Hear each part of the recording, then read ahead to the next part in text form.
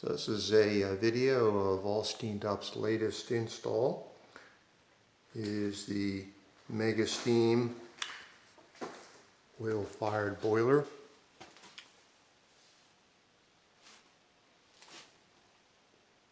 Model and serial number.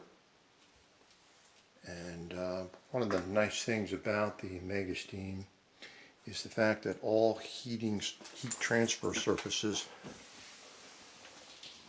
are below the water line.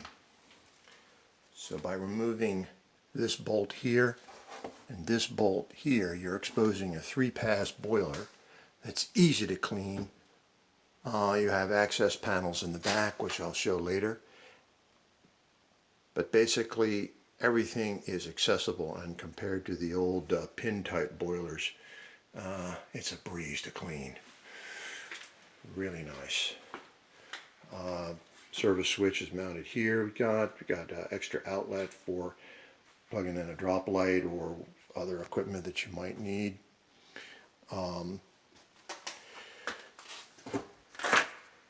The legal gauge is here, the 0 to 30 pound, which is pretty useless, but it has to be here.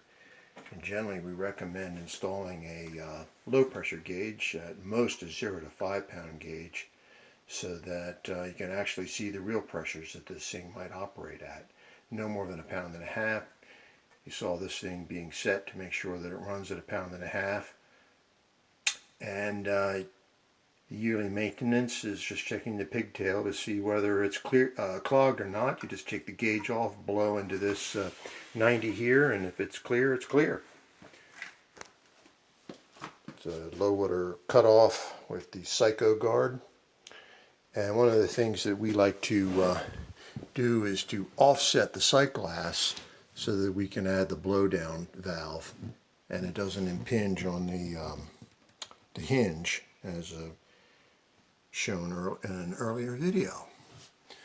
Got a piece of Kendorf to drop the electric. And the boiler comes with you can order a special kit that allows you to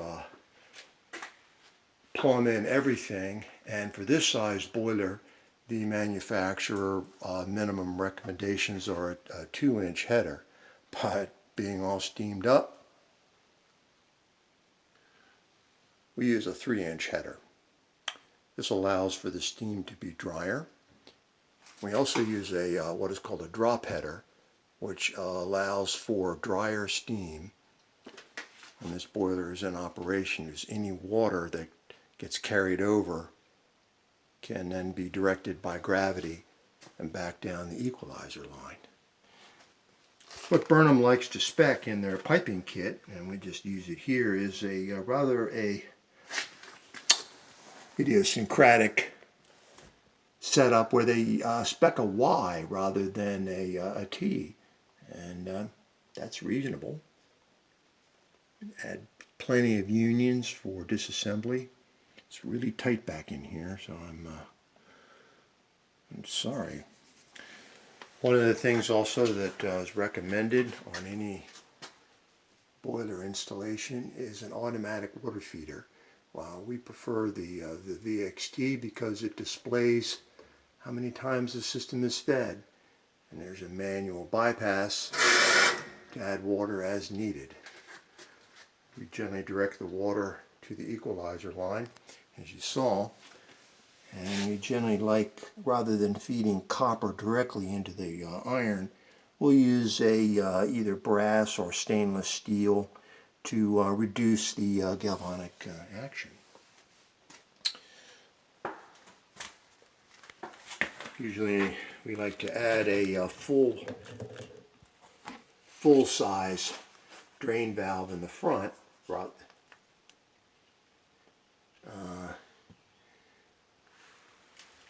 Full size there, reasonably accessible, so we can flush and drain. There's the control box with the isolation relay, thermostat wires going, thermostat controls in here, and it goes to the relay, and the everything is accessible. accessible and clearly labeled.